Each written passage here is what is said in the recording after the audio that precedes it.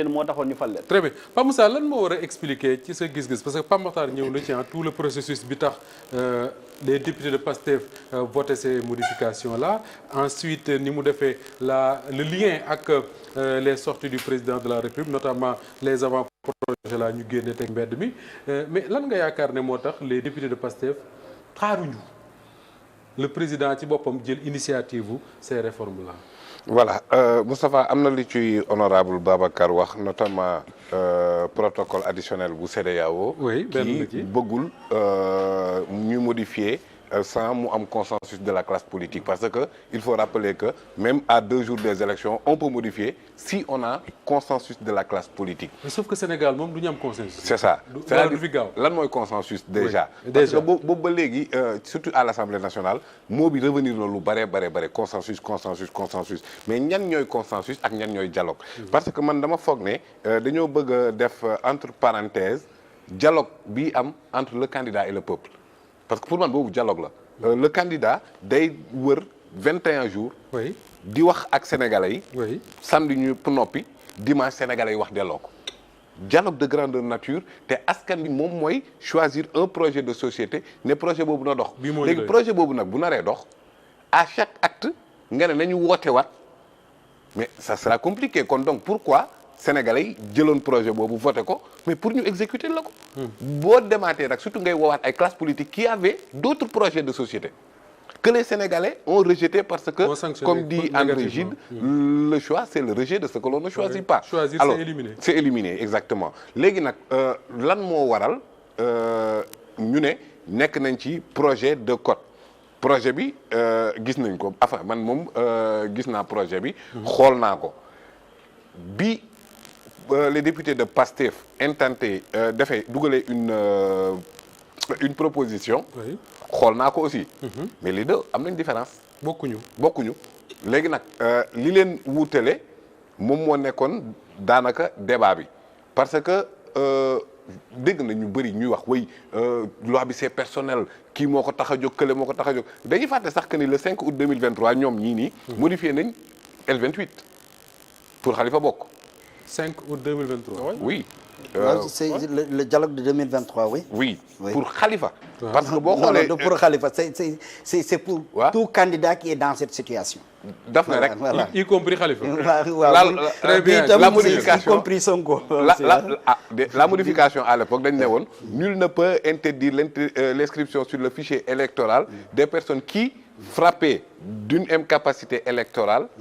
Suite à une condamnation de 5 ans wala mu bénéficier de réhabilitation wala grâce wala amnistie. Amnistie. Oui.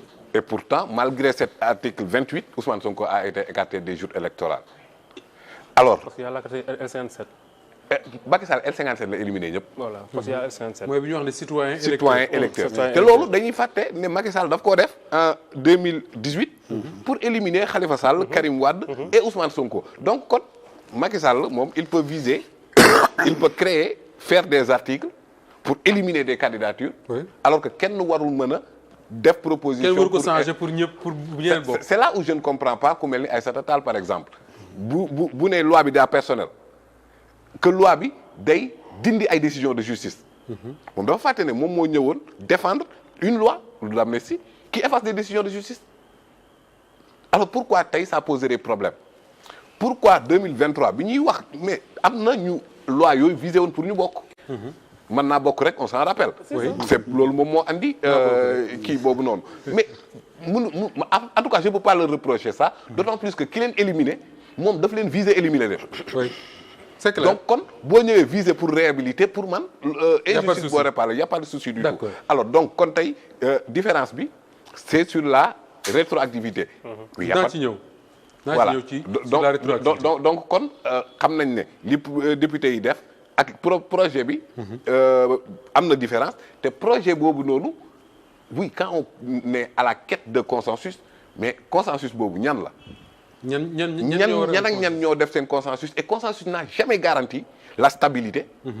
ça n'a pas garanti transparence su élection et d'ailleurs consensus bi ñu am bu gën a mag en 1992. le code de Kéba Mbaye. code consensuel la ñu wax. oui mais après le consensus bi ñu demee élection lan moo xew Oui. un juge constitutionnel a été tué. En 93. élection yi gën a contesté au Sénégal. Oui. Est-ce que kon consensus égale transparence. Et bi ñu jugee ci 93 il y a eu les législatives de les locales de 96 bi ñu doon voté ay ordonnances. Ça avait créé beaucoup de problèmes. Et c'était sur la base du code consensuel. Comme consensus lan la garantie. Oui. C'est bien de faire ce rappel là, Pape Moussa. Qu'est-ce que je dis pas Ousmane animateur la Pape Moussa c'est un chroniqueur. Alors Abdoulaye là mën nañu wax nag mu leer rek que ni bu ñu dégloo li Babacar wax. seetaan li xew assemblée nationale keroog gis les avant-projets yi nga xam ne moom le président Bassirou Diomaye Faye génne mën nañ wax sans risque de se tromper que là PASTEF quand je dis PASTEF c'est son groupe parlementaire nga xam ne tey jàpp naa ne c'est la branche la plus fidèle au PASTEF le groupe parlementaire ak le président Bassirou Diomaye Faye même suñu bokkee même parti waxatuñu le même langage. Ouais, on peut au moins dire ça. Oui, en tout cas par rapport ak li nga xam mooy avant-projet. et bi concerne également les articles yi nga xam ne majorité Pastef voté na ko. jàpp naa ni si kaw loolu moom avant-projet bu jëm si loolu waroon nañ ko tegee na le andi avant-projet yi nga xam ne dafay proposer des réformes majeures. disons comme ça parce que quand même réformes yi nga xam ne wax nañ ko en dehors du code électoral. réforme yu am solo la te réforme yooyu kii fi jógee moo ko waroon def waaye defu ko. waaw defu ko te ki fi jógee moo tegoon commission nationale de réforme des institutions. te commission nationale boobu dafa proposer daanaka lii président Diomaye di proposer yëpp waaw par daanaka proposé woon na ko ba pare. mieux encore 2016 on a dépensé des centaines de millions c'est suñu xaalis pour dem référendum. Sénégalais yi mu ne leen Sénégalais yi lii laa bëgg comme réforme constitutionnelle ne ko waa d'accord nañu. mu ne leen bu mu paree dafa jël li ko intéressé moom dugal ko ci constitution bi lu ko intéressé mu tege ko nan alors que dafa waroon a dugal lépp li nga xam ne mooy réforme yi nga xam ne référendum bi moo taxaw ñu voté oui. mais le président Macky Sall ne l'avait pas fait. maintenant boo ñëwee si li nga xam moo di taxawaayu Diomaye président par exemple. man mënu ma comprendre par exemple yow majorité bi ne ñoom dañuy dem.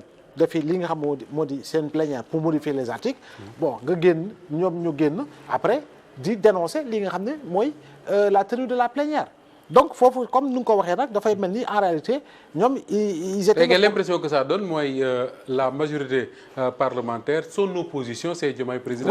voilà dafay loolu ngay gis perception bu ngay am mais man li ma mënul comprendre mooy aussi comment toute l'opposition sous Wade qui dénonçaient ces articles-là sous Macky peuvent aujourd'hui contester le vote pour le changement de ces deux articles.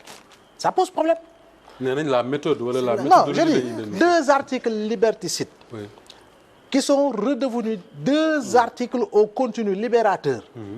Mais quel est le souci? Nuñ ko soppee baax nañ ko soppee rek. Voilà, quel est le souci? D'accord. Parce que man jàpp naa ni aujourd'hui da ngay gis politicien bi selon position bu mu nekk lay xool ndax lii arrangé na ma wala arrangé wu ma mais boo gisee levée de bouclier yëpp parce que ñu si bari ñoom dañoo ne loi bi c'est pour Sonko la modification c'est pour Sonko waaye kon ñoom nañu fàttali ni kon loi bi bañ koy def c'était contre Sonko